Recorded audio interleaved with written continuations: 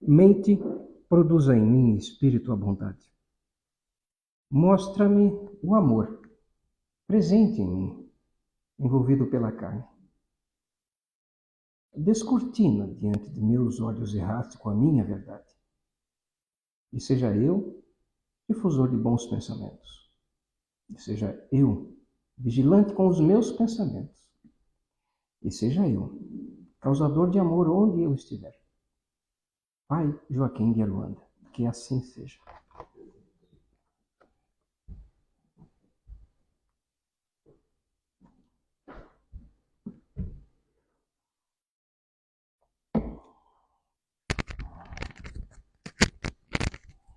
Esquentou.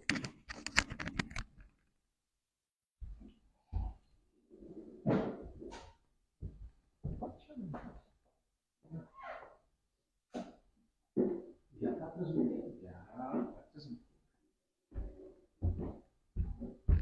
Eu disse boa noite para vocês já? Não disse? Perdão. Boa noite. Em grego, para quem chega, se fala kalispera. Começou mais uma aula de grego. Bom, hoje nós temos a base da nossa palestra. O Livro dos Espíritos, numa redação composta por Santo Agostinho, na fase conclusiva do livro. Fala muito a respeito das nossas atitudes como espíritas. E há pouco, quando eu saí para pegar o meu copinho d'água para dar início a essa palestra, eu me questionei. Por que nós buscamos o espiritismo? O que nos leva a presenciar uma casa espírita? Existem tantas respostas para esses questionamentos. Uma é a curiosidade, outra é a necessidade da superação de algo que tenha sido vivido. Outras é um impulso que bate no âmago de nossas almas e diz: hora de começar um caminho novo, hora de crescer, hora de começar a entender qual é o meu papel nesse mundo. Existem tantas respostas a esse questionamento íntimo que compelem, assim como compeliu cada um de vós estar hoje presente aqui na Casa Espírita, assim como tantos outros possam estar agora numa Casa Espírita ouvindo uma palestra, passando por um tratamento espiritual, buscando ajuda. Eis a grande ponte que nos une.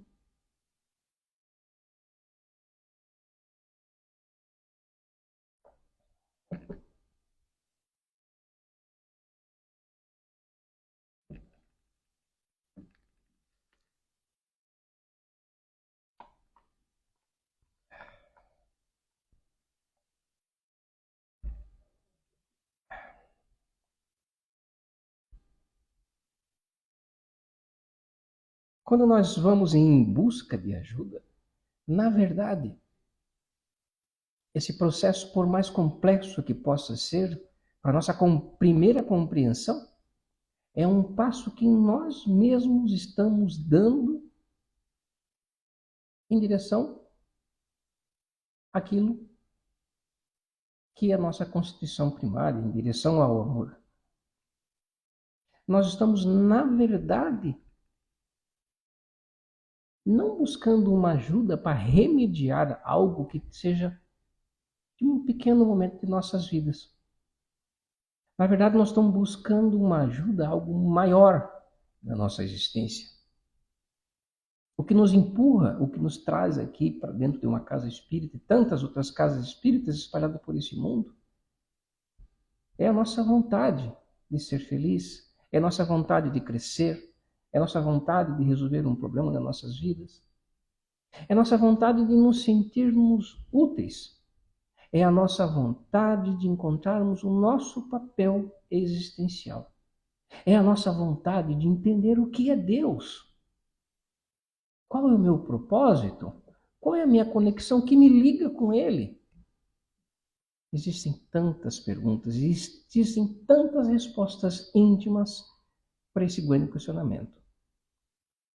Quando Kardec decodificou a doutrina espírita, há cerca de 200 anos atrás, como eu sempre tenho falado aqui na nossa casa, durante as nossas palestras, mesmo durante os nossos estudos que nós fazemos aqui nos sábados, ele trouxe não algo que modificasse aquilo que Jesus outrora nos deixou, que é um conjunto de leis e conduta, mas é um caminho de aprendizado individual. É natural que nós tenhamos medo de morrer.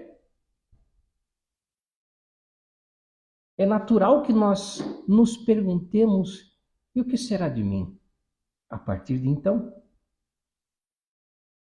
É natural que nós sintamos saudades daquelas pessoas a quais nós amamos tanto e que partiram. E a nossa mente povoa. Nossa mente é continuamente bombardeada com todas essas questões. Então é difícil, no fim, nós encontrarmos uma fórmula, uma resposta exata, lógica, que nos diga o porquê que nós vivemos, nós venhamos e continuaremos insistindo em estar numa casa espírita. A beleza da vida é que ela não tem fórmula. A beleza de existir é que não existe um caminho único para ser trilhado. O meu caminho, o seu caminho, o seu caminho, o seu caminho, cada caminho é individual. E essa experiência que torna rica a nossa existência. É nós olharmos pela janela do trem de nossas vidas e contemplarmos essas paisagens, seja lá quais forem. É tirar o melhor proveito de toda e qualquer experiência que nós estejamos vivendo neste exato momento. Não é todos os dias que nós nos acordamos como se nós estivéssemos nos sentindo super-heróis, prontos para desbravar e vencer o mundo. Não é todo dia que nós nos acordamos assim. Há muitos dias que nós nos acordamos e não temos vontade nenhuma de botar a perna para fora da cama. Há muitos dias que nós sentimos um peso gigantesco sobre os nossos ombros, sobre as perspectivas das nossas responsabilidades, das decisões que nós precisamos tomar, das escolhas que nós precisamos fazer. Tudo aquilo que nós não queremos fazer, que às vezes vai nos custar muito esforço para dar um passo em direção a, e que isso requer coragem. Requer coragem, como eu citei agora no nosso estudo, requer força, ousadia e coragem. E o que eu estou falando aqui não é uma fórmula exata. Pode parecer assim que aquele palestrante está divagando em cima de uma conversa romântica, mas não há de ser exata. Não há de ser exata porque a existência nossa, que vai muito além desse corpo que nós estamos habitando, ela não é única. Torna a repetir. Ela não tem um caminho. Torna a repetir. Ela não é exata. Eu enfatizo essas palavras, eu repito essas palavras para vocês, para que nada mais, nada menos lhes tragam sempre a coragem e a ousadia de exercitar a resiliência. Nem tudo é como nós gostaríamos que fosse. Por isso, a grande sabedoria que nos foi deixada há milênios por filósofos estoicos nos mostra que quando nós buscamos nos ater àquilo que nós efetivamente conseguimos, de certa forma, controlar em nossas existências, é a melhor forma de tornar a nossa vida mais leve. Soou ser uma sentença um tanto complexa, mas eu estou justamente falando dos nossos sentimentos. Nós controlamos isso aqui. Cada um de vós controla isso aqui. O sentir. Escolher sentir. O que está além disso daí, nós não controlamos. Mas o que isso tem a ver com o espiritismo? Ora, tudo tem a ver com o espiritismo. Porque o espiritismo exorta a tua existência espiritual infinita, eterna. Não é aqui. Nós não estamos limitados a 60, 70, 50, 40, 100 anos de existência. É errôneo. É cansativo. Quando nós vivemos e acordamos preocupados com o fim. Preocupados com o dia que nós vamos partir de volta. Pegarmos o bus, o aerobus, de volta para casa. Tu sorris? Um dia nós vamos embarcar assim de volta no aerobus e voltarmos para casa. Isso não quer dizer que nós não tenhamos que valorizar a nossa vida. Isso quer dizer que nós temos aqui um papel, uma obrigação de fazermos o nosso melhor enquanto aqui. É aqui que nós aprendemos. É nessa escola maravilhosa da vida existencial corpórea, humana, que nós aprendemos. Aprendemos o que, afinal? Aprendemos a existir, gente. Aprendemos a amar. Aprendemos a amar através de tantos ensinamentos que Jesus nos deixou, que seja a compaixão, que seja a compreensão, que seja a empatia e, acima de tudo, o tão difícil ato de perdoar. Lá vem o Alan novamente falando em perdão. Sim. Falarei tantas e tantas vezes seja necessário. Mais como um lembrete, mas como uma cartilha a ser seguida em nossas vidas. Uma de nossas alunas falou hoje assim, quando nós doamos alguma coisa, parece que nós temos um sentimento de leveza. Sim, de fato. Quando nós nos conseguimos entregar, nós temos essa sensação de leveza. Disso a palavra perdoar nos ensina que é uma entrega total, absoluta de nós mesmos, é o que nos torna leve.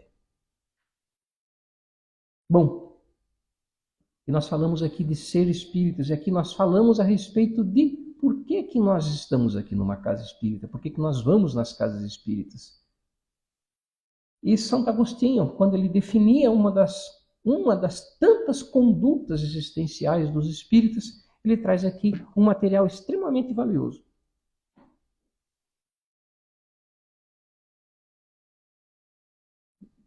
Já estou pegando o meio do parágrafo aqui da carta, já está bem avançado.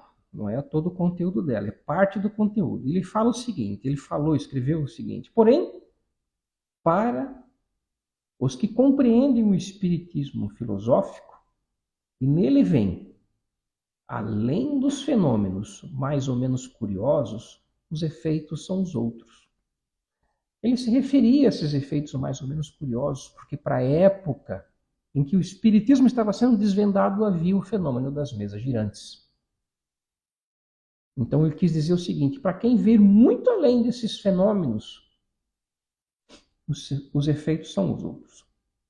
O primeiro, e mais geral, é o desenvolver o sentimento religioso e até mesmo aquele que, sem ser materialista, sente apenas a indiferença pelas coisas espirituais. Disso resultará para ele a serenidade perante a morte. Aquela resiliência a qual você tem. Disso resultará para ele a serenidade perante a morte. Porém, em vez de desprezar ou desejar a morte, o espírita defenderá a sua vida como outro qualquer, mas tranquilamente aceita, sem lamentos, uma morte inevitável, como uma coisa mais feliz do que temível. Pela certeza que tem o que lhe acontecerá. O segundo efeito, quase tão geral quanto o primeiro, é a resignação nas alternâncias da vida. A resignação nas alternâncias da vida. Então, ora, nós temos vontade de conquistar o mundo. Ora, nós não temos vontade sequer de sair da nossa cama. Mas entre se sobe e se desce, entre essa nossa montanha russa existencial, nós conseguiremos sempre olhar, entendendo que existe um infinito a nosso adiante, a força para alimentarmos essa resignação. O Espiritismo faz ver as coisas de tão alto que a vida terrestre passa a ter a sua verdadeira importância e o homem não se aflige, tanto com os tormentos que o acompanham. Daí, quanto mais coragem nas aflições, mais moderação nos desejos. Daí também o afastamento do pensamento de abreviar seus dias, porque a ciência espírita ensina que, pelo suicídio, perde-se para sempre o que se queria ganhar. A expressão suicídio não são necessariamente aquele que tira a vida instantaneamente. Um ser pode estar nesse exato momento da vida dele suicidando, aos poucos. Isso é mais difícil. Isso é mais doloroso. Um suicídio inconsciente, para quem assistiu, para quem leu o Nosso Lar, aí havia um exemplo claro de um suicídio inconsciente, aos poucos. Esse suicídio inconsciente, esse suicídio aos poucos acontece quando nós não buscamos qual é o nosso verdadeiro papel aqui na Terra. Nós precisamos sim nos sentir úteis. Nós precisamos sim buscar os nossos propósitos existenciais.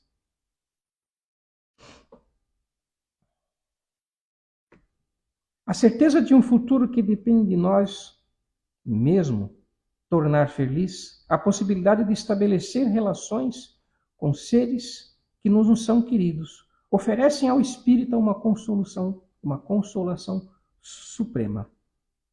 Aí ele conclui, parte.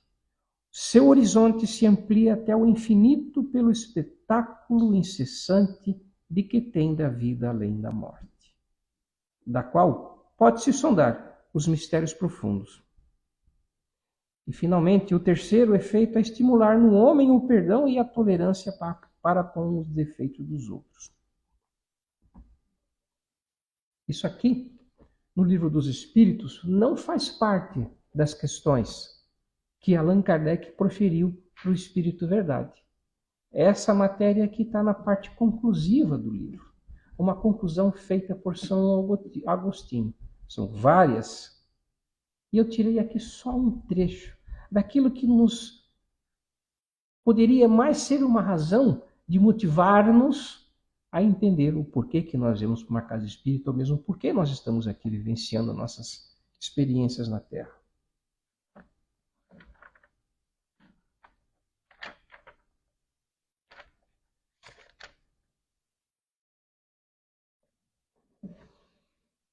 tempo passa rápido. Quando a gente está aqui na frente, nós não prestamos atenção como passa rápido. Mas eu encerraria a nossa palestra de hoje com uma leitura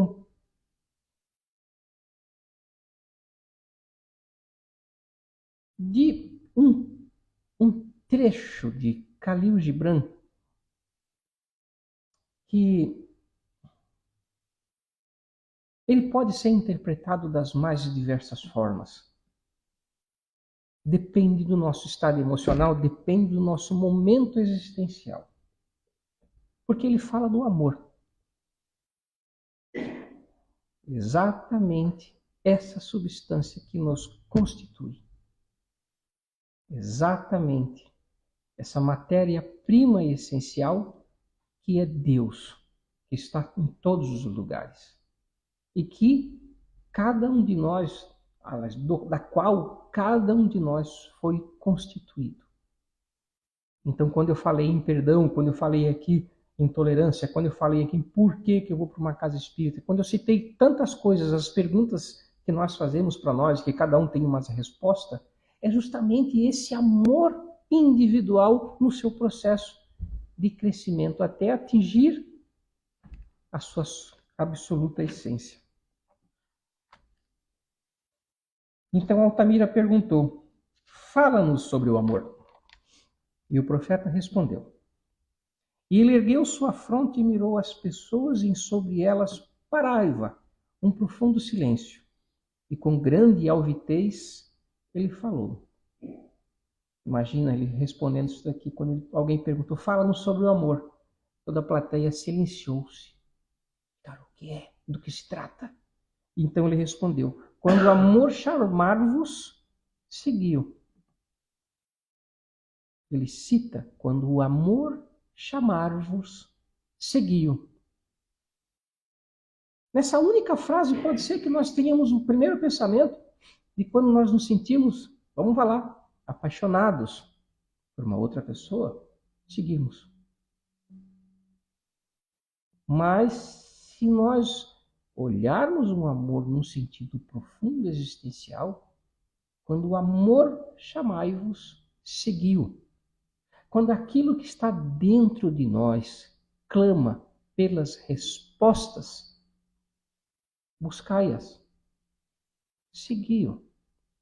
Uma jornada interna também. Seguir o amor pode ser o amor passional da união entre duas pessoas. Mas seguir o amor também, acima de tudo, muito mais sábio, é quando nós vamos ao encontro de nós mesmos. Nós entendemos o nosso propósito. Nós começamos a achar as respostas. Por que eu estou aqui? O que eu posso fazer de bom aqui nessa terra? Quais são as minhas qualidades? Quais são as minhas limitações? Ora, todo ser encarnado tem limitação. Alguns são bons nisso, outros são bons naquilo. E o fato de eu não saber tocar um violino, cantar, não me torna menos.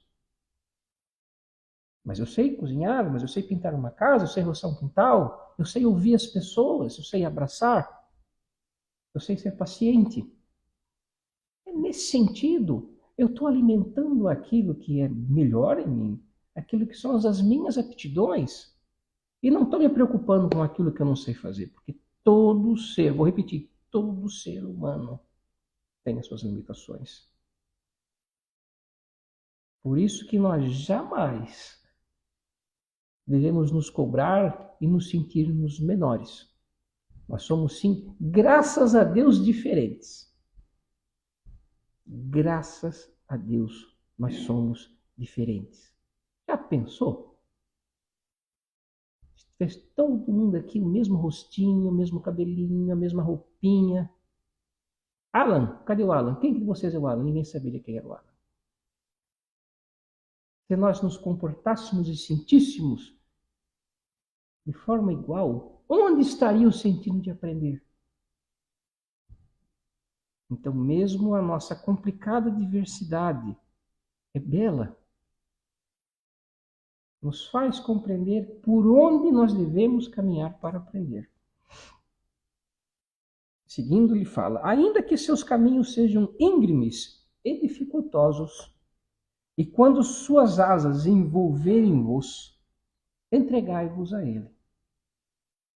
Então, agora, com a nossa mente, pensando no amor nas suas duas nuances, o passional e o individual, que é do crescimento espiritual, ele fala: ainda que os seus caminhos sejam íngremes, dificultosos, e quando suas asas envolverem-vos, entregai-vos a ele. Ele exorta, e quando as asas do amor, aqui num sentido figurado da informação, envolvem cada um de nós, se entreguem. Ainda que a lâmina oculta entre suas penas possa feri-los. Ainda em que a lâmina oculta entre vossas penas possam feri-los. Isso lembra o quê? Aquela ação de perdoar. Aquela ação de tolerar. Porque se eu decido caminhar sustentado pelo amor, perdoar é algo doloroso. Mas eis que uma vez alcançado esse processo, o reconhecimento de um passo ter sido dado na nossa grandiosidade individual, vai ser muito bem-vindo. Então, por isso que ele fala: mesmo que a lâmina oculta entre suas penas possam feri-lo. Então, vale a pena todo e qualquer sacrifício em direção ao amor. E quando ele vos falar, acreditai-o, ainda que sua voz possa perturbar vossos sonhos, assim como o vento norte devasta o jardim. Pois da mesma forma que o amor coroa-vos, ele vos crucifica. Da mesma forma que ele vos faz crescer, ele vos poda. Vocês podem observar nessas entrelinhas quanta espiritualidade é colocada para o nosso aprendizado. Assim também, ele descenderá até vossas raízes e as sacudirá em seu agarrar à terra. Sim, aprender a amar, aprender a se entregar na sua totalidade às experiências da vida terrena, ao próximo, requer que nós sejamos sacudidos até as nossas raízes. Assim o fez tantos que por essa terra ainda habitam e aqueles que já passaram, que nos deram exemplos magníficos, gigantescos, únicos de devoção, de amor, os quais podem nos ser fontes inspiradoras para que nós tentamos fazer pelo menos algo parecido. Para nós cristãos, um dos maiores exemplos que nós temos foi Yeshua, foi José, foi Jesus. Nós tentarmos repetir um pouquinho do que ele fez já é difícil para nós. Imagine ser 10% do que ele efetivamente era. Que não se ofendia, que compreendia, que não separava, que não escolhia, que olhava sempre pelo maior bem que poderia se atingir ao número máximo de pessoas. Bonito falar isso, né? Bonito a teoria. Difícil é a prática. Pois bem, eu não vou citar tudo, que senão o nosso horário vai avançar demais. E como feixes de milho, ele vos aperta junto ao coração e vos debulha e deixa-vos despidos. E vos peneira para separar as vossas casacas. Ele vos moe até tornar-vos embranquecidos. e vos amassa até que estejais maleáveis. Então ele vos depõe em seu fogo sagrado, de modo que vós vos tornei hóstias sagradas para o banquete sagrado de Deus. Eu paro por aqui e só digo o seguinte: ele faz a referência ao que acontece no processo de transformar o trigo semente em trigo farinha para se tornar um pão que alimenta. Então, o trigo, ele é sacudido, ele é separado, ele é moído até que ele se torna branco, a farinha. E com essa farinha nós fazemos o alimento. E o alimento nós sabemos é aquilo que nós podemos prover ao próximo. Então não existe processo diferente. Se nós queremos crescer espiritualmente, se nós queremos crescer no amor interno e no amor a qual nós nos socializamos, nós precisamos ter coragem de enfrentar a dor. Ninguém cresce acomodado. Ninguém cresce sentado numa cadeira, deitado no sofá. Só há crescimento quando nós saímos da zona de conforto. Essa é a grande mensagem para a humanidade dessa terra nos dias de hoje. Assim desejo para que todos vós tenham mais uma semana de crescimento, mais uma semana abençoada, mais uma semana de atitudes novas e de mais coragem para falar. Eu te amo, seja bem-vindo e eu posso te ajudar. Que assim seja.